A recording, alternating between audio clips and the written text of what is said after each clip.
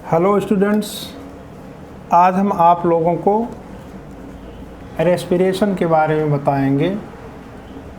Respiration की definition बताएंगे, respiration का इम्पोर्टेंस बताएंगे और टाइप्स ऑफ रेस्पिरेशन बताएंगे। रेस्पिरेशन होता क्या है? हम लोग जानते हैं कि जो फूड मटेरियल लेते हैं, न्यूट्रिशन करते हैं, तो न्यूट्रिशन में पहले इंजेक्शन करेंगे, डाइजेशन करेंगे, एब्जॉर्प्शन होगा।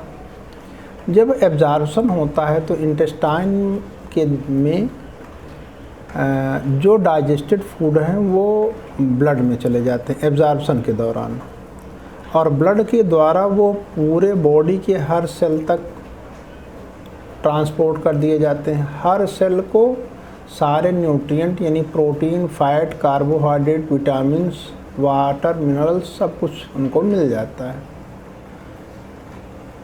और तब बॉडी सेल में उनका यूटिलाइजेशन होता है। कुछ सब्सटेंस हैं ग्रोथ के लिए, कुछ ग्रोथ रिपेयरमेंट के लिए, और कोई होता है एनर्जी प्रोडक्शन के लिए। तो हम लोग जानते हैं कार्बोहाइड्रेट जो होता है, कार्बोहाइड्रेट का जब डाइजेशन हो जाता है तो उसका एंड प्रोडक्ट होता है ग्लूकोज, और ग्लूकोज भी ब्लड के द्वारा बॉडी सेल तक पहुंचता है, और जब बॉडी सेल में पहुंच जाता है तो उस ग्लूकोज का यूटिलाइजेशन बॉडी सेल के अंदर एनर्जी प्रोडक्शन के में होता है। तो अगर ये सोचा जाए कि बॉडी सेल्स के अंदर एनर्जी का प्रोडक्शन कैसे होता है, किस फॉर्म में होता है, तो एक्चुअली बॉडी सेल के अंदर कुछ बायोकेमिकल रिएक्शंस होते हैं, और उस बायोकेमिकल रिएक्शन के द्वारा फूड मीन्स ग्लूकोज की ब्रेकिंग डाउन होती है। और जब फूड की ब्रेकिंग डाउन, इसको ऑक्सीडेशन भी कह सकते हैं, और ब्रेकिंग डाउन जब होगी तो उसके ब्रेकिंग फूड मॉलिक्यूल्स, जैसे ग्लूकोज है, ग्लूकोज C6H12O6 से बिग मॉलिक्यूल है, जब ये ब्रेक होकर के स्मॉल मॉलिक्यूल बनेगा तो इसमें से कुछ एनर्जी निकलेगी निश्चित रूप से। जब बड़े मॉलिक्यूल्स छोटे मॉलिक्यूल्स में टूटते हैं तो कुछ एनर्जी निकलती है। तो जो सेल के अंदर ग्लूकोज की जो ब्रेकिंग डाउन होती है वो एंजाइम की मदद से होती है। एंजाइम की मदद से ग्लूकोज का ब्रेकिंग डाउन सेल में होता है, और जब सेल में ब्रेकिंग डाउन होगा तो उससे एनर्जी निकलेगी, और जो एनर्जी सेल में निकल रही है ग्लूकोज के ब्रेकिंग डाउन या फूड के ब्रेकिंग डाउन से, वो एटीपी में के फॉर्म में निकलती है, और एटीपी के फॉर्म में स्टोर भी होती है। तो यहाँ पर हम लोग देखते हैं कि हमारी बॉडी सेल में एक ऐसा प्रोसेस होता है जिसमें ब्रेकिंग डाउन ऑफ फूड होता है, जिससे एनर्जी का प्रोडक्शन होता है। इसी प्रोसेस को, जिस प्रोसेस में ब्रेकिंग डाउन ऑफ फूड या ग्लूकोज कह सकते हैं होता है, और कहाँ पर, सेल के अंदर, और एनर्जी प्रोड्यूस होती है किस फॉर्म में, एटीपी के फॉर्म में। इस पूरे प्रोसेस को हम लोग रेस्पिरेशन कहते हैं। इसीलिए रेस्पिरेशन की डिफिनेशन दी जाती है, the process in which the breaking down of food, bracket में ग्लूकोज लिख देते हैं, takes place in the cell. Breaking down of glucose cell के अंदर होता है, takes place in the cell to produce energy.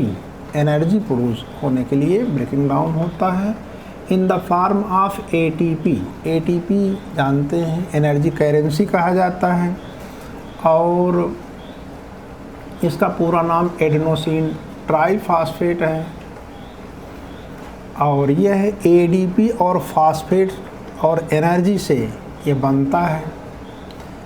ये पूरा process breaking down of glucose जो सेल के अंदर होता है, एनर्जी प्रोड्यूस होती है, इसको रेस्पिरेशन कहते हैं। ये रेस्पिरेशन की डिफिनेशन हो गई, the process in which the breaking down of food takes place in the cell to produce energy in the form of ATP is called respiration. यहाँ पर रेस्पिरेशन की डिफिनेशन पूरी हो गई। अब हम लोग ये सोचें कि रेस्पिरेशन की हमारे शरीर में ज़रूरत क्या है, एनर्जी की क्या आवश्यकता है, रेस्पिरेशन की क्या आवश्यकता है। तो हम लोग जानते हैं कि हम लोग लिविंग ऑर्गेनिज्म हैं और ये रेस्पिरेशन सारे लिविंग ऑर्गेनिज्म में होगा, केवल ह्यूमन बीइंग में ही नहीं, सारे प्लांट हों चाहे एनिमल हों, माइक्रो ऑर्गेनिज्म हो, सब में हो। और जानते हैं सबको, सारे ऑर्गेनिज्म को लाइफ प्रोसेस परफॉर्म करना होता है और जो लाइफ प्रोसेसेस परफॉर्म होते हैं वो सेल के द्वारा परफॉर्म होते हैं। तो सेल को लाइफ प्रोसेस परफॉर्म करने के लिए एक्टिविटीज़ करनी पड़ती हैं और उन एक्टिविटीज़ के लिए उसको एनर्जी की आवश्यकता होती है और वो एनर्जी इसी रेस्पिरेशन से मिलती है। रेस्पिरेशन ही एनर्जी, क्योंकि रेस्पिरेशन के दौरान ही एनर्जी का फॉर्मेशन होता है। तो इसीलिए इसका इम्पोर्टेंस अगर देखा जाए तो respiration is an essential life process. ये बहुत ही इसेंशियल लाइफ प्रोसेस है। क्यों? Because it provide energy for activities of body cells. Body cells की एक्टिविटीज़ के लिए, और बॉडी सेल एक्टिविटी किस लिए करेगा? To maintain the life processes. Life processes को मेंटेन करने के लिए ये सेल जो है एक्टिविटी करता है और सेल की एक्टिविटी के लिए रेस्पिरेशन ज़रूरी है। तो इस तरीके से हम लोग इस बात को समझ गए होंगे कि रेस्पिरेशन एक इम्पोर्टेंट लाइफ प्रोसेस है। क्यों है? क्योंकि यह सेल की एक्टिविटी के लिए, सेल्स की एक्टिविटी के लिए एनर्जी प्रोवाइड करता है। तब वो सेल जब एनर्जी पा जाता है तो वो बहुत सी एक्टिविटीज़ करके सारे लाइफ प्रोसेस को परफॉर्म कर देता है, जो कि ऑर्गेनिज्म को की लाइफ को मेंटेन रखते हैं। अब देखें कि अगर ठीक है रेस्पिरेशन सारे ऑर्गेनिज्म में होता है, प्लांट में होगा, एनिमल में होगा, माइक्रो ऑर्गेनिज्म में होगा, तो क्या सारे रेस्पिरेशन, सभी ऑर्गेनिज्म में होने वाले रेस्पिरेशन एक जैसे होते हैं? तो ये पूरा स्टडी करने पर ये पता चला कि रेस्पिरेशन एक जैसा नहीं होता है। रेस्पिरेशन के दो टाइप होते हैं। तो इसको हम लोग देखिए टाइप्स ऑफ रेस्पिरेशन में इसकी स्टडी कर लेते हैं। There are two types of respiration. Respiration दो प्रकार का होता है। नंबर 1 होता है एरोबिक रेस्पिरेशन और नंबर 2 होता है एनारोबिक रेस्पिरेशन।